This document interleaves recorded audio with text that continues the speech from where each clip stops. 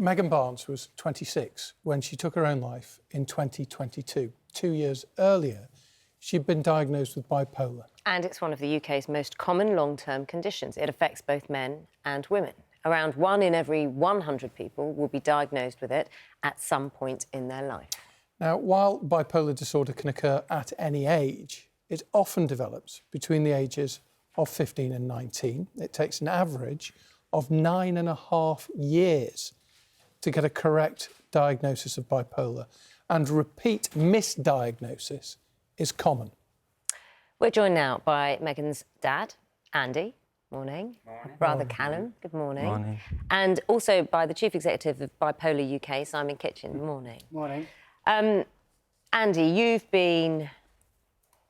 How have you been dealing with Megan's death? Struggling. It's all consuming, is I think the way that I would put it. I think ultimately, you know, the loss of a child is probably up there, if not one of the worst losses that there is ultimately. So, you know, I've kind of thrown myself into physical challenges. Well, you've been walking, and I mean, was it 2,000 miles? I've been walking and running. Yeah, I signed up for the Bipolar U.K pole-to-pole challenge, which is a cumulative effort of supporters of Bipolar U.K to do the distance from the North to the South Pole. Although I think we're heading on the way back. There's been that many people involved. And yeah, I signed up on May the 13th last year to do 2,000 miles of walking and running. And that's given me a focus which I've needed to try and create a positive out of a tragedy. We've spoken to the 3 dads here who you'll be well aware of, who lost absolutely. their children to suicide. Yeah. And one of the experiences that really helped them was when people spoke to them along the way and people shared their own experiences. And I know this will all be very raw, but what were people like when if they'd stop you and just say, what are you doing? Yeah, I mean, to be honest with you, it's been more of a kind of solo thing I've been doing most of the time at 6 o'clock in the morning with the dog. So he's not asked me that many questions about it. But, you know, I think generally, you know, what I have found is through my experience is the only people who fully understand what I'm going through or Megan's family are going through are people who've also lost children to suicide. We'll talk a bit about bipolar in a minute, but Callum, just before, tell us about your sister. Tell us about Megan. She was really, truly a unique soul. You know, I don't think there was anybody that would ever have an issue with her. You know, that's one of the things that we noticed when we had the funeral and things like that. There were so many people coming up and saying such nice things about her. The ripple effect when you lose somebody is huge. You don't realise how much of an impact you have on people being alive until you experience that loss and you're not here anymore. I think that's one of the biggest impacts that I've seen is how much Megan meant to people that we weren't even aware of, you know, as a family. You know, people doing things that, you know, like insane challenges like my dad, but yeah, that we weren't initially fully aware that they were so close to her. And although you knew she was struggling, is it possible to know how much she was struggling?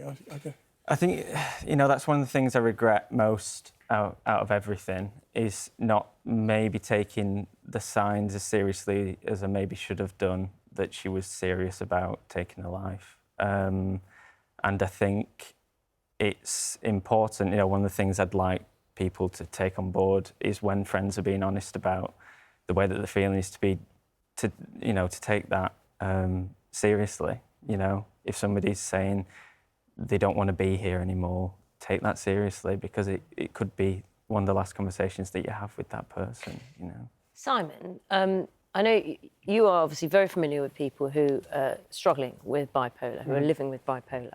But just listening to what you're saying, Callum, there are lots of people today who are very conscious of their mental health, and rightly so.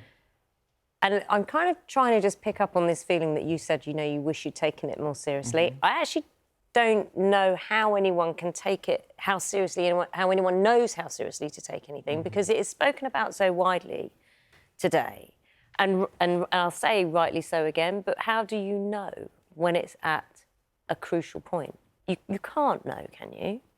Well, it's really important to diagnose people. And it's really devastating hearing Andy and Callum's story, because my wife, she lost her brother to bipolar suicide in very similar circumstances just over 10 years ago. And the family weren't aware of the risks of suicide immediately after a discharge. It was very similar circumstances. Yeah. And it's really horrific that these things are still happening. And we're really shocked to find that less than half the people with bipolar actually have a diagnosis. Well, it takes something like 9 years. That was a shocking statistic to read out, that it takes 9.5 years to get that diagnosis. 9.5 years, and it's completely unacceptable and completely unnecessary as well. And we're really delighted to be working with the Royal College of Psychiatrists to actually do the diagnosing. They represent the doctors that diagnose bipolar, and they're actually backing our campaign to reduce that delay to at least 5 years within 5 years. Which, to be honest, sounds way too long. It's a horrendous 5 years wait. to get a diagnosis. And then when you get it, and you can talk about this, Andy, it's about the support, the peer support that can be offered, so that someone like Megan perhaps may have felt, it's not just me. I think that's my biggest regret with Megan, that I didn't get her involved with peer support. Or I realised too late. And by peer support, you mean people who have bipolar? Yeah. I mean, there is a Manchester bipolar support group, and I got in touch with them and arranged to take Megan in on the Wednesday, and she took her life on the Monday. Sorry. Honestly, it must be such a difficult... Well, I can't imagine a difficult... But the reason you are here as well, and you don't need to apologise for anything. What you've gone through is devastating. But the reason you're here is you want to raise awareness of this. And Callum, perhaps you can pick up, because you know the impact this has on a family. Yeah. And you know the pain that your sister was going through, that Megan was going through, and you want this to not be the case for anyone else. So just by being here and talking about it, someone will be listening. Yeah, for sure. And the message you want to get to them. It's that, there's always, the support is out there. If you need it. I think as a family we kind of needed a bit more of an insight into how bad it could get, and maybe that was kind of missing. But I think these conversations are essential. I think one of the big problems at the moment is maybe some of the funding around the mental health services in the UK, and I think people don't have as much awareness around conditions like bipolar. They seem kind of a bit niche, but that's not the case, as we can see this morning.